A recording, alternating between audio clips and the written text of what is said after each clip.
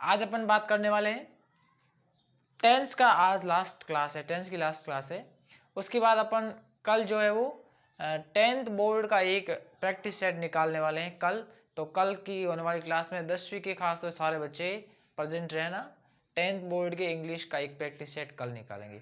आज टेंस की last class है, फ्यूचर परफेक्ट कॉन्टिन्यूअस टेंस। ये अपना 12 टेंस आज पूरे हो जाएंगे। आई होप सारे टेंस आपको समझ आए होंगे।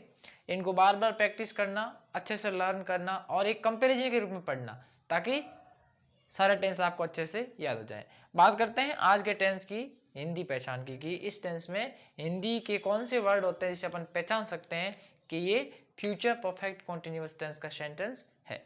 चलिए बात करते हैं पहचान। हिंदी वाक्यों के लास्ट में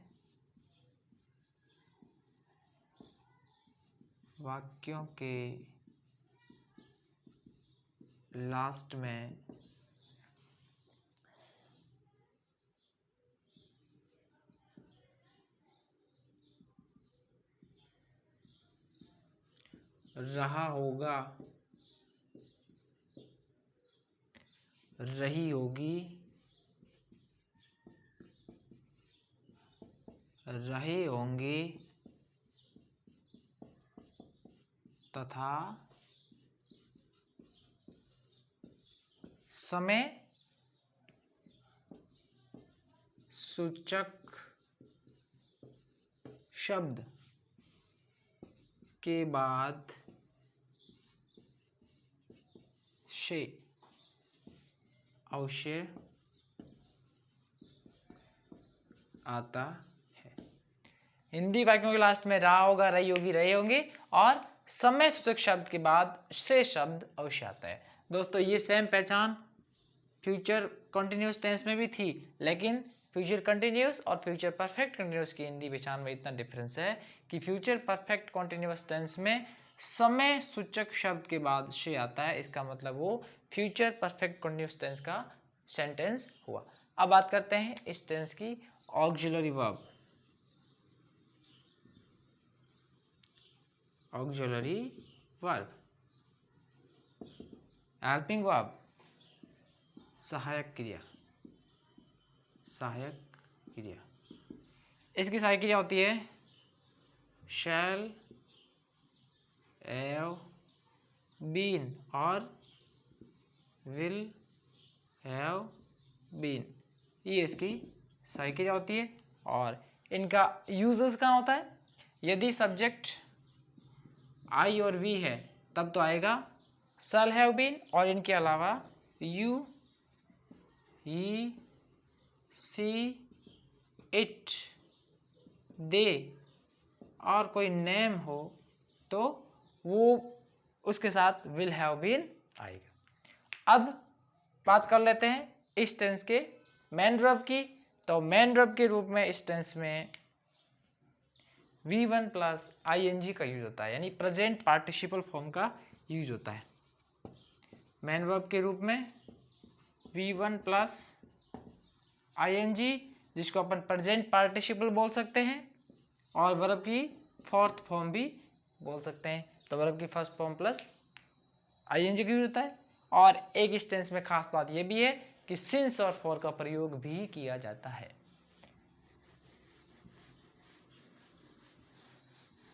और सिंस और फॉर का प्रयोग जब हम लोगों ने प्रेजेंट परफेक्ट कॉन्टिन्यूअस टेंस पढ़ा था उस समय डिटेल से सिंस और फॉर का प्रयोग पढ़ लिया था, इसलिए अब इस टेंस में सिंस और फॉर का यूज सीखना जरूरी नहीं है।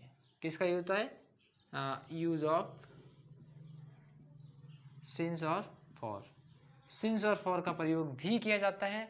सिंस और फॉर का प्रयोग डिटेल समझने के लिए जो मैंने पहले वीडियो अपलोड कर रखा है प्रेजेंट परफेक्ट कॉन्टिन्यूअस टेंस का, उसमें जाके आप याद कर सकते हैं। अब बात करते हैं translation of affirmative sentence.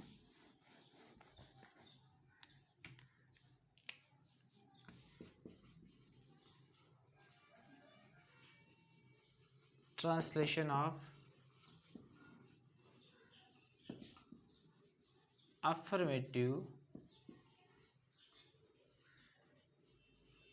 sentences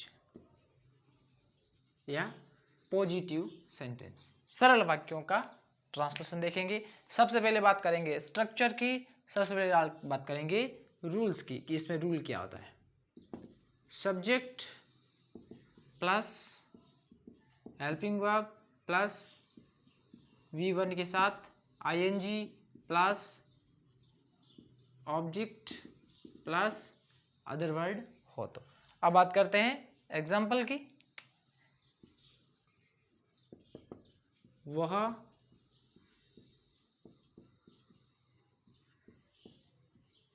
दो घंटों से अपनी फ्रेंड का इंतजार कर रहा होगा। जैसे ये सेंटेंस है, वो 2 घंटों से अपनी फ्रेंड का इंतजार कर रहा होगा। बात करते हैं इसकी। ये इसमें कौन है? सब्जेक्ट। इंतजार करना इसके अंदर है वर्ब। इंतजार करना क्या? आंसर नहीं मिल रहा है तो ऑब्जेक्ट नहीं है।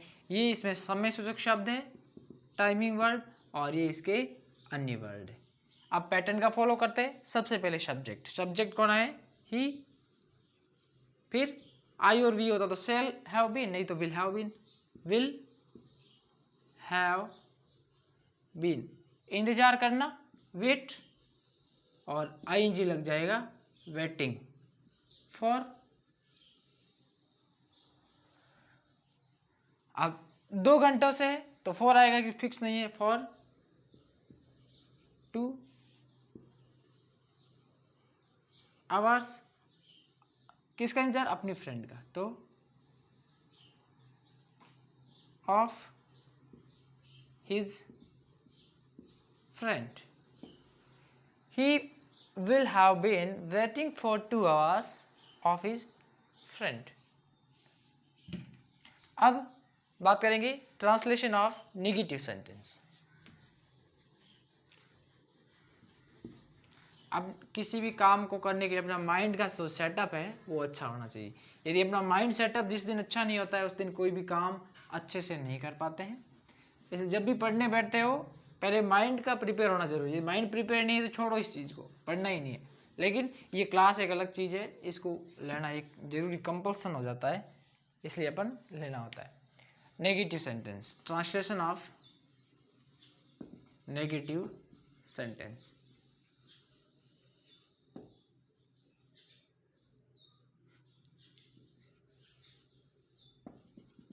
नकारात्मक वाक्यों का ट्रांसलेशन देखेंगे। सबसे पहले बात करेंगे इसके स्ट्रक्चर की, रूल की। तो इसका रूल होता है सबसे पहले सब्जेक्ट, उसके बाद हेल्पिंग वर्ब, फिर रहेगा आपका नॉट, फिर आपका रहेगा V1 के साथ ING। सॉरी, उसमें सिंस और फॉर का बताया नहीं रूल। स्ट्रक्चर में सिंपल सेंटेंस में इसमें बात कर लेंगे। प्लस ऑब्जेक्ट प्लस सिंस या फॉर प्लस समय सूचक शब्द प्लस अन्य शब्द हो तो। जो सरल सेंटेंस यानी अफर्मेटिव सेंटेंस पढ़े थे उसमें सिंस और फॉर टाइमिंग वर्ड का शायद स्ट्रक्चर मैंने डिस्क्राइब नहीं किया है, तो अब यहाँ से आप डिस्क्राइब समझ लेना इस चीज़ को कि सिंस और फॉर का यूज होता है, क्योंकि वीडियो आगे बढ़ चुका है। अब थोड़ा सा समझने की बात ये देख लेते हैं। साइकिल टेंस में क्या है? Shall have been. अब जब इसका नेगेटिव फॉर्म होगा, नेगेटिव सेंटेंस होगा या विल हैव बीन है तो नेगेटिव कैसे हो जाएगा? Shall not have been. ये नेगेटिव फॉर्म हो जाएगी। यानी जो नॉट का यूज होता है शैल के जस्ट बाद होगा। ये सेम ही इंट्रोगेटिव में रहेगा। जब इंट्रोगेटिव में जो हेल्पिंग वर्ब है सब्जेक्ट से पहले जाएगी तो केवल शैल या विल जाएगा, और फिर बीच में सब्जेक्ट आएगा, फिर हैव बीन आएगा। खैर जब इंट्रोगेटिव पढ़ेंगे तब इस चीज़ को डिस्क्राइब करेंगे। अब इसका एक देख लेते हैं क्या एग्जाम्पल। एग्जाम्पल के रूप में देखते हैं ग्रामीण पिछली जुलाई से फसल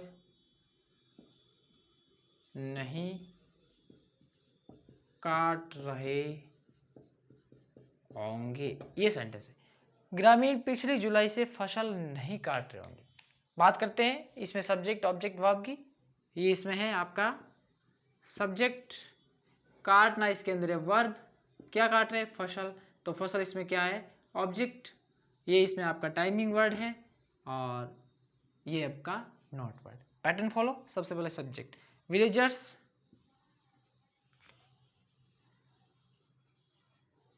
विल नॉट हैव बीन, फिर वर्ब क्या है कटिंग व्हाट क्रॉप्स, फिर सिंस या फॉर, सिंस पिछली जुलाई से, ये फिक्स टाइम है तो since last month of July, since last July. Villagers will not have been cutting crops since last July. अब बात करते हैं ट्रांसलेशन ऑफ इंटेरोगेटिव सेंटेंस।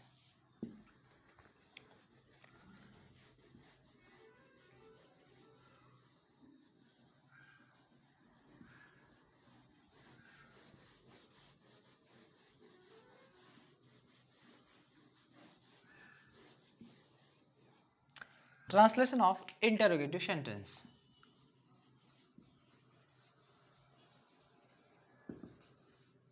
प्रश्नवाचक वाक्य, सबसे पहले वही पैटर्न, इसके पैटर्न दो होंगे, रूल रूल है सबसे पहले साइक्रिया, उसके बाद सब्जेक्ट, फिर V1 के साथ ING, फिर ऑब्जेक्ट, फिर सिंस या फॉर, फिर समय सूचक शब्द, फिर क्वेश्चन मार्क, यदि कुछ वर्ड हो तो लिखो, नहीं तो क्वेश्चन मार्क। सेकंड पैटर्न क्या होगा, WH शब्द plus helping verb plus subject plus V1 के साथ ING plus object plus since या फॉर प्लस समय सूचक शब्द प्लस क्वेश्चन मार्क। ये इसके रहेंगे दो पैटर्न। अब देखते हैं दो सेंटेंस इनके क्या। कुछ विद्यार्थी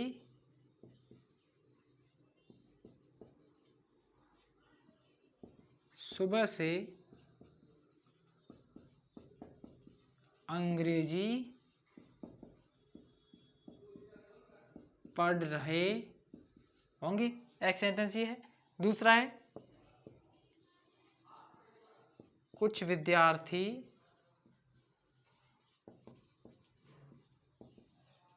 सुबह से क्या पढ़ रहे होंगे। ये दो सेंटेंस आपके सामने, एक में डब्ल्यू वर्ड स्टार्ट में और एक बीच में, एक में बीच में। तो जिसमें स्टार्ट में तो पैटर्न फर्स्ट लगेगा, कुछ विद्यार्थी जब सब्जेक्ट है तो पहले आ जाएगा विल, फिर some students have been reading what English. अब सिंस या फॉर सुबह से है तो क्या आएगा सिंस और morning question mark, since morning. दूसरा है क्यों, तो पहले आ जाएगा वाई, वाई विल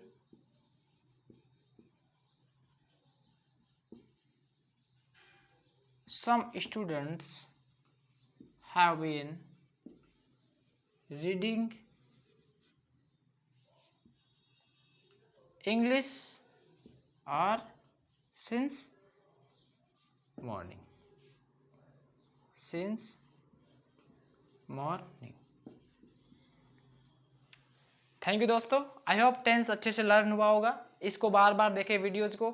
आज टेंस की क्लासें पूरी हो गई है, कल से अपन नया चैप्टर शुरू करने वाले हैं। 10th और 12th के बोर्ड के बच्चे साथ साथ में सारे वीडियोस देखते रहना, नोट्स राइट डाउन करते रहना कॉपी के अंदर, और कोऑपरेशन से आप पढ़ते रहो।